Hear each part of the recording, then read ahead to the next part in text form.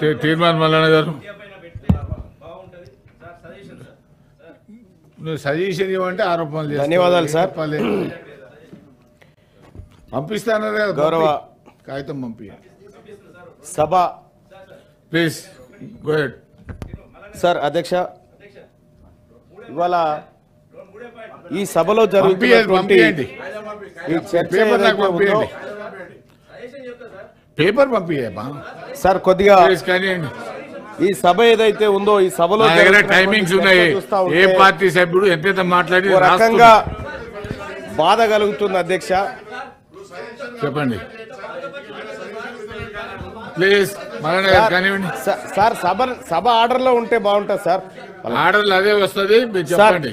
అధ్యక్ష నేను మాట్లాడుతున్నటువంటి అంశం దయచేసి ఆరోపణలు తప్ప సలహాలు ఇవ్వండి. ఆరోపణల జోలికి పోవడానికి మేము సిద్ధంగా లేము సార్. మా సమయాన్ని మేము సద్వినియోగం చేసుకోవడానికి మాకు సరైన వాతావరణం ఉంటే మంచిది అనేది తమరి ద్వారా రిక్వెస్ట్ చేస్తా ఉన్నాం సార్.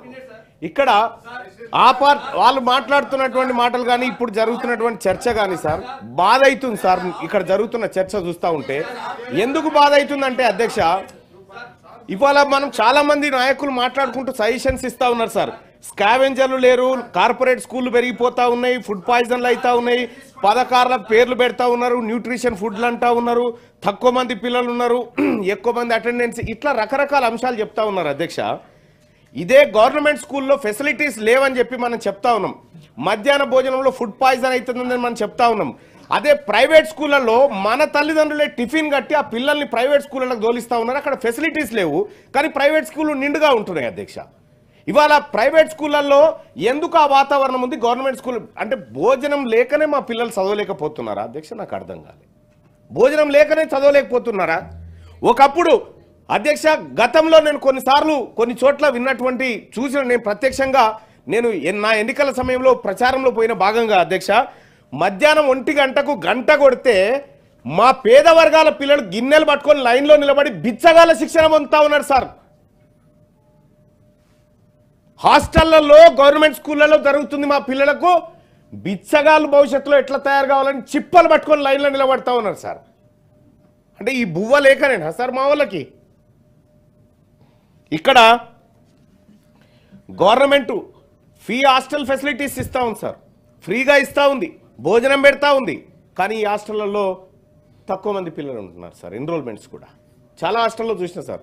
మా గ్రామంలో ఉన్న హాస్టల్లో 8 మంది ఉంటారు సార్ ఇప్పుడు నైటు. ఈ తక్కువ మంది ఉంటారు సార్. అదే ప్రైవేట్లో మీరు చూడండి సార్, గురుకులాల్లో శ్రీ చైతన్య నారాయణ సీట్లు దొరికాయి సార్. ప్రతిరోజు శ్రీ చైతన్య నారాయణలో ఎక్కడో చోట హత్యలు లేకపోతే ఆత్మహత్యలు జరుగుతూనే ఉంటాయి సార్. కానీ మా పేద వర్గాలకు ఇంకా ఆ స్కూలే కావాలి అని ఎందుకు వస్తుంది సార్? భరోసా. ఈ సభలో మీరున్నారన్న భరోసాతో మేము మాట్లాడగలుగుతా ఉన్నాం సార్. మేము సభకు రాగలుగుతా ఉన్నాం. మీరు మాకు మాట్లాడే ఛాన్స్ ఇస్తారు, మా బాధ సభ ముందు పెట్టుకునే అవకాశం ఇస్తారన్న ఉద్దేశంతో ఏదైతే భరోసా ఉందో ఆ భరోసా మా ప్రజల్లో లేదు సార్. ఆ భరోసా మా ప్రజల్లో లేదు. ఎందుకు లేదంటే సార్ 45% మంది స్టూడెంట్స్ గవర్నమెంట్ స్కూళ్ళలో చదువుతూ ఉన్నారు సార్. 55%. దయచేసి అధ్యక్ష మీరు సమయం చూస్తుంటే నాకు భయం అవుతుంది అధ్యక్ష. ఎందుకంటే నేను మెజారిటీ ప్రజల పక్షాన ఉన్నటువంటి ప్రతినిధిని సార్. దయచేసి తెలంగాణ రాష్ట్రంలో బీసీలు 60% ఉన్నారు సార్. బీసీ ఈ సభా సమయాన్ని 50% కనీసం మా బీసీ ప్రతినిధులకి ఇవ్వాల్సిందిగా మీ అందరినీ రిక్వెస్ట్ చేస్తాను. సలహాలు ఇస్తా ఉన్నాను సార్. ఇక్కడ జరుగుతున్న చర్చ సార్, మనము మీది మడికి పైప్ వేస్తే సార్ కింది నుంచి పైపు చక్కగా ఉంటేనే మీది మడిలో వాటర్ పడతాయి సార్.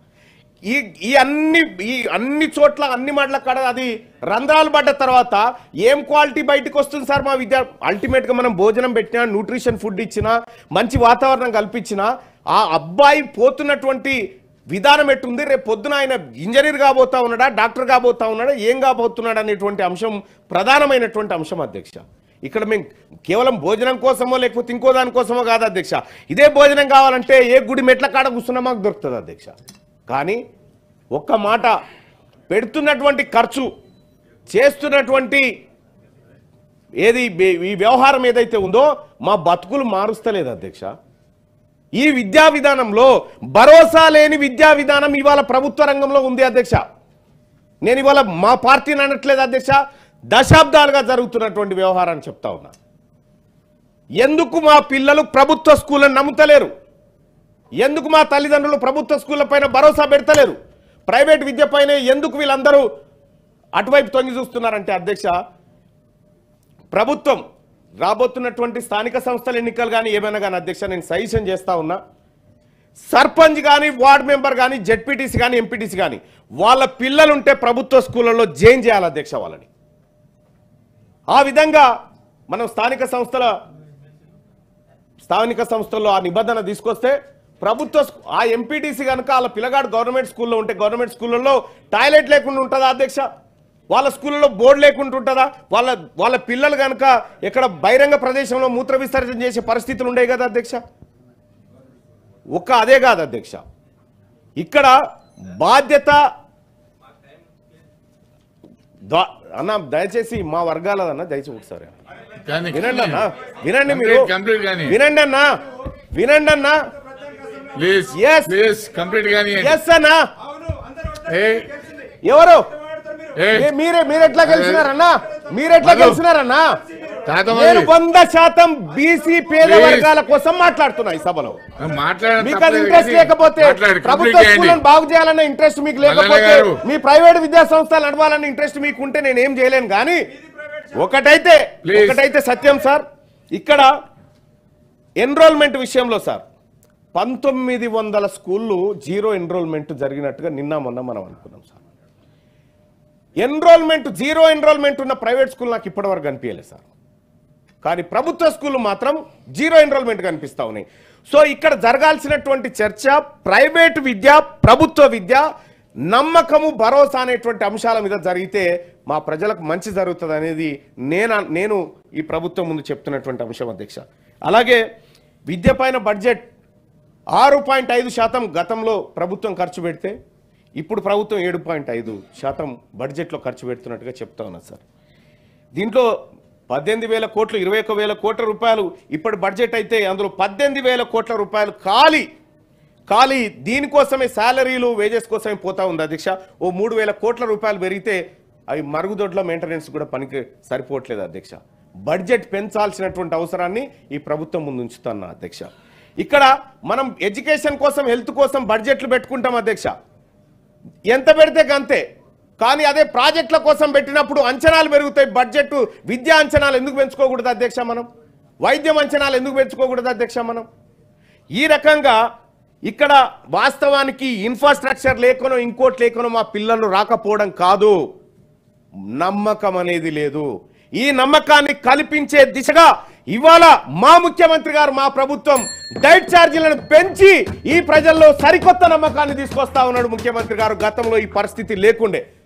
అందుకోసమే అధ్యక్ష ఈ విద్యా విధానంలో మా పిల్లలు అయిపోతే 5వ తరగతి కాడ ఆగుతారు, లేకపోతే 7వ తరగతి, లేకపోతే 10వ తరగతి కాడ ఆగుతారు, లేకపోతే ఇంటర్మీడియట్ ఇక ఆడికేని పోతే గగన తరంగమైనటువంటి పరిస్థితి.